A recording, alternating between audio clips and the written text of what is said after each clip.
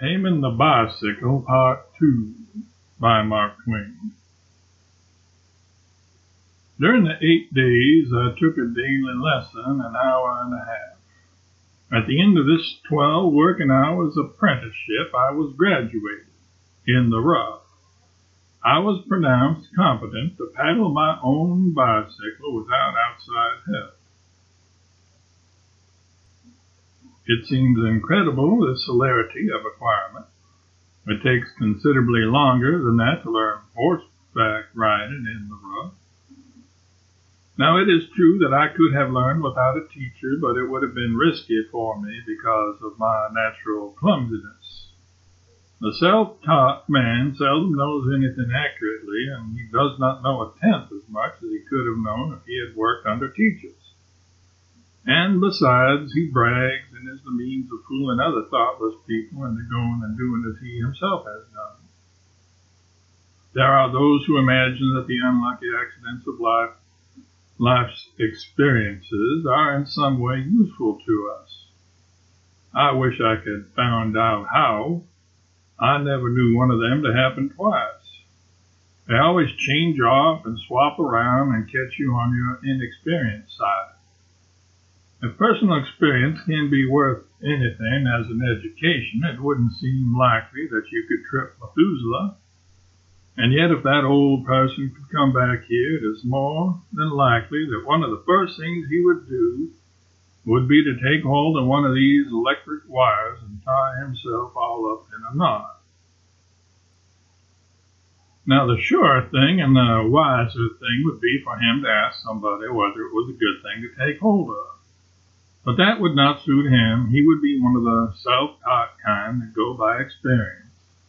He would want to examine for himself, and he would find for his instruction that the coiled patriarch shuns the electric wire. And it would be useful to him, too, and would leave his education in quite a complete and rounded-out condition, till he should come again some day and go to bouncing a dynamite can around to find out what was in it. But we wander from the point. However, get a teacher. It saves much time and Pond's extract. Before taking final leave of me, my instructor inquired concerning my physical strength, and I was able to inform him that I hadn't any. He said that that was a defect which would make uphill wheeling pretty difficult for me at first, but he also said the bicycle would soon remove it. The contrast between his muscles and mine was quite marked. He wanted to test mine, so I offered my biceps, which was my best. It almost made him smile. He said it is pulpy and soft and yielding and rounded. It evades pressure and glides from under the fingers. In the dark, a body might think it was an oyster in a rag. Perhaps this made me look grieved, for he added briskly, "Oh, that's all right. You needn't worry about that. In a little while, you can't tell it from a petrified kidney. Just go right along with your practice. You're all right." Then he left me, and I started out alone to seek adventures.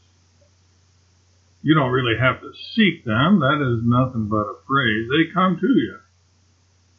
I chose a reposeful Sabbath day, sort of a back street, which was about 30 yards wide between the curbstones.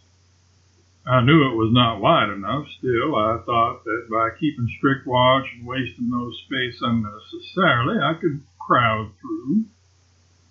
Of course, I had trouble mounting the machine, entirely on my own responsibility, with no encouraging moral support from the outside.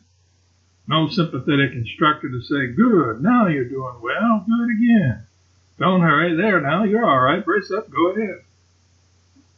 In place of this, I had some other support. This was a boy who was perched on a gatepost munching a hunk of maple sugar. He was full of interest and comment. The first time I failed and went down, he said that if he was me, he would dress up in pillows. That's what he would do. The next time I went down, he advised me to go and learn to ride a tricycle first. The third time I collapsed, he said he didn't believe I could stay on a horse car. But the next time I succeeded and got clumsily underway in a weave and totter and uncertain fashion and occupying pretty much all of the street. My slow and lumbering gait filled the boy to the chin with scorn, and he sung out, "My, but don't he rip along!" Then he got down from his post and loafed along the sidewalk, still observing and occasionally commenting. Presently he had dropped into my wake and followed along behind. A little girl passed by, balancing a washboard on her head, and giggled, and seemed about to make a remark, but the boy said rebukingly, "Let him alone. He's going to a funeral." I have been familiar with that street for years and had always supposed it was a dead level. But it was not, as the bicycle now informed me to my surprise. The bicycle in the hands of a novice is as alert and acute as a spirit level in the detecting a delicate and vanishing shades of difference in these matters. It notices a rise where your untrained eye would not observe that one existed. It notices any decline which water will run down. I was toiling up a slight rise, but was not aware of it. It made me tug and pant and perspire, and still labor as I might, the machine came almost to a standstill every little while. At such times the boy would say, "That's it, take a rest. There ain't no hurry. They can't hold the funeral without you." Stones were a bother to me. Even the smallest ones gave me a panic when I went over them. I could hit any kind of a stone, no matter how small, if I tried to miss it. And, of course, at first I couldn't help trying to do that. It is but natural. It is part of the ass that is put in us all for some inscrutable reason. I was at the end of my course at last, and it was necessary for me to round to. This is not a pleasant thing when you undertake it for the first time on your own responsibility, and neither is it likely to succeed. Your confidence oozes away, you fill steadily up with nameless apprehensions, every fiber of you is tense with a watchful strain. You start a cautious and gradual curve, but your squirmy nerves are all full of electric anxieties, so the curve is quickly demoralized into a jerky and perilous zigzag.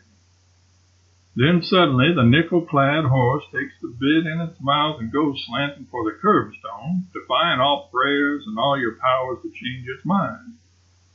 Your heart stands still, your breath hangs fire, your legs forget to work, straight on you go, and there are but a couple of feet between you and the curb now. And now is the desperate moment, the last chance to save yourself. Of course, all your instructions fly out of your head, and you whirl your wheel away from the curb instead of toward it, and so you go sprawling on that granite-bound, inhospitable shore. That was my luck. That was my experience. I dragged myself out from under the indestructible bicycle and sat down on the curb to examine. I started on the return trip. It was now that I saw a farmer's wagon poking along down toward me, loaded with cabbages. If I needed anything to perfect the precariousness of my steering, it was just that. The farmer was occupying the middle of the road with his wagon, leaving barely 14 to 15 yards of space on either side. I couldn't shout at him. A beginner can't shout. If he opens his mouth, he's gone. He must keep all his attention on his business. But in this grisly emergency, the boy came to the rescue, and for once I had to be grateful to him. He kept a sharp lookout on the swiftly varying impulses and inspirations of my bicycle and shouted to the man accordingly. "To the left, turn to the left, or this jackass will run over you." The man started to do it. "No, to the right, to the right. Hold on, that won't do. To the left, to the right, to the left, right, left, right. Stay where you are, or you're a goner." And just then I caught the off horse in the starboard and went down in a pile. I said, "Hang it, couldn't you see I was coming?" "Yes, I see you was coming, but I couldn't tell which way you was coming. Nobody could. Now, could you?" "You couldn't yourself. Now, Could anybody? So what could I do? There was something in that, and so I had the magnanimity to say so. I said I was no doubt as much to blame as he was. Within the next 5 days, I achieved so much progress that the boy couldn't keep up with me. He had to go back to his gate post and content himself with watching me fall at long range. There was a row of low stepping stones across one end of the street, a measured yard apart. Even after I got so I could steer pretty fairly, I was so afraid of those stones that I always hit them. They gave me the worst falls I ever got in that street, except those which I got from dogs. I have seen it stated that no expert is quick enough to run over a dog, that a dog is always able to skip out of his way. I think that may be true, but I think that the reason he couldn't run over the dog was because he was trying to. I did not try to run over any dog, but I ran over every dog that came along. I think it makes a great deal of difference. If you try to run over the dog, he knows how to calculate, but if you are trying to miss him, he does not know how to calculate and is liable to jump the wrong way every time. It was always so in my experience. Even when I could not hit a wagon, I could hit a dog that came to see me practice. They all liked to see me practice, and they all came, for there was very little going on in our neighborhood to entertain a dog. It took time to learn to miss a dog, but I achieved even that. I can steer as well as I want to now, and I will catch that boy one of these days and run over him if he doesn't reform. Get a bicycle. You will not regret it if you live.